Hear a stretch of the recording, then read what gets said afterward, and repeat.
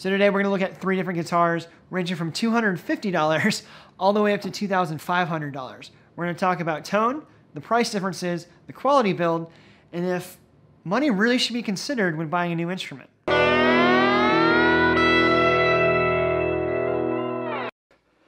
So here's the thing. Gear is really cool. Ever since you picked up your first guitar, you've probably been obsessed over what your guitar sounds like, what your guitar looks like, when you're going to get your next guitar. But is there really a quality and sound difference between a $250 guitar and a $650 guitar? What about a $650 guitar and a $2,500 guitar? So today we're going to be comparing an Ibanez AW30ECE-DVS. Hold on a sec. An AW30ECE-DVS.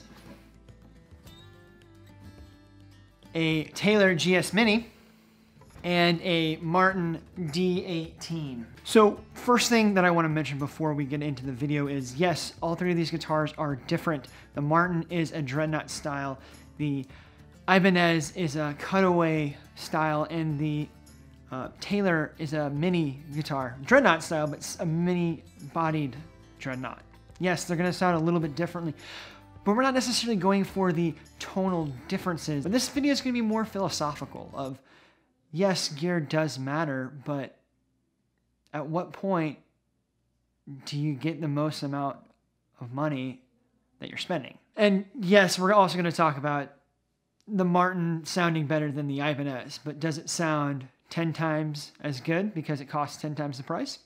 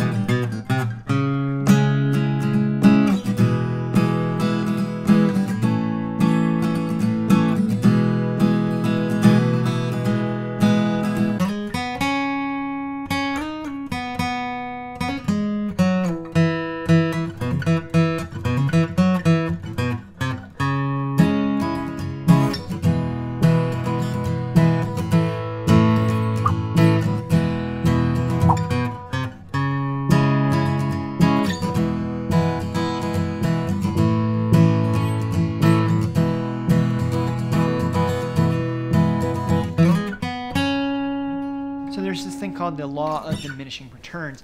I'm going to oversimplify it, but essentially it means the more you increase the price, the more the value goes up to a certain point.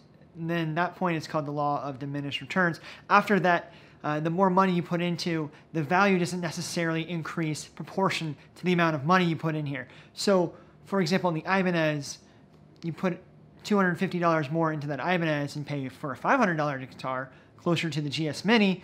Theoretically, that product will be twice as good or twice as valuable. But there becomes a certain point where you can't keep on throwing more money at it and making something better and better and better. Eventually, it's going to reach its peak performance for the quality and value compared to the price point. So you could try to make a guitar worth $50,000. And yes, there are some Martins that are worth $50,000, but they were built before World War II, and we call them pre-war Martins, and they're valuable because they're old and they're part of history.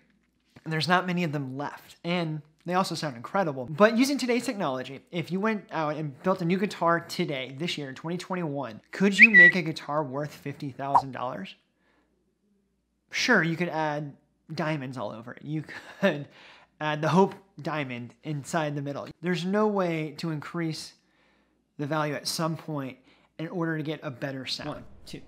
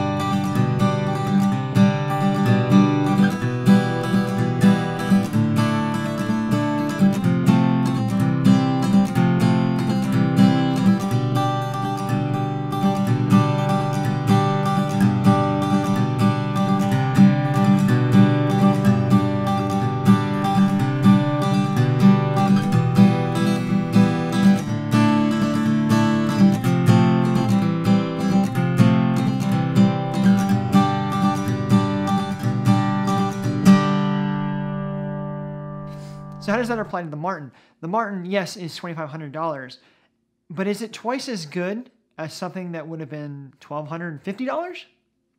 Would a $5,000 guitar be twice as good as this Martin D18? Those are the questions that you got to ask yourself before spending all that kind of money. And you can even argue that going from the GS Mini, the $650 guitar, to the $250 guitar still sounds great.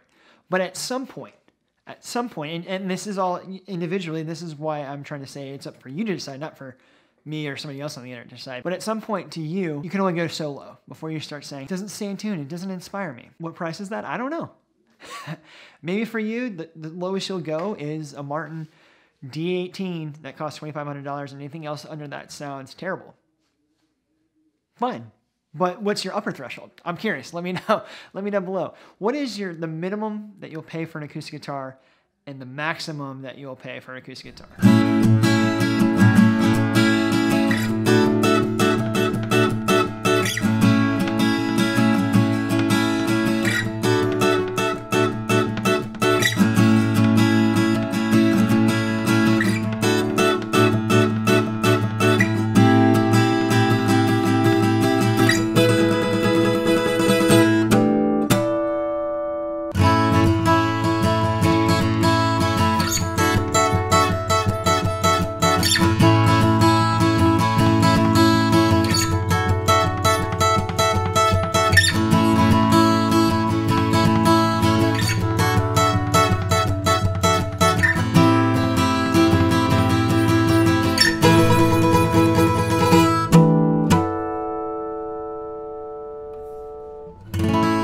Let's talk about the construction of the acoustic guitar, right?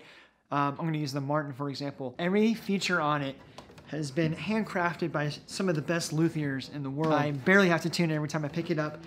It sounds so rich and so full. It resonates. It's so loud. The GS Mini is different as it is made from all mahogany wood, so it's going to sound a little bit differently.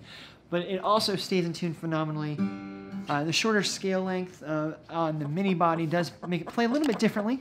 Good way, different, but still good. Now, the Ibanez, still a great guitar. It's seen better days, this one has at least. But it's 12, 13 years old. I had it when I was in college.